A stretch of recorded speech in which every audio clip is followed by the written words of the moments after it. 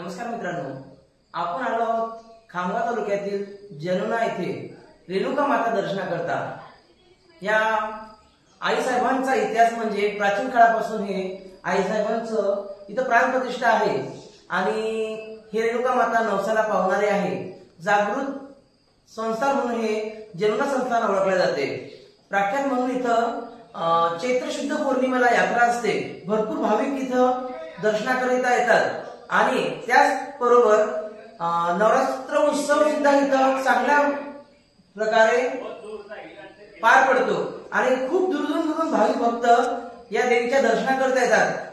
ही रेणुका आई नवसाला पावणारी आहे। भाविक भक्त आपल्या मनात इच्छा करतात की आई आमचं असं जर काही मनात इच्छा पूर्ण केली तर आम्ही तुझा नवस फेडायला नक्की येऊ।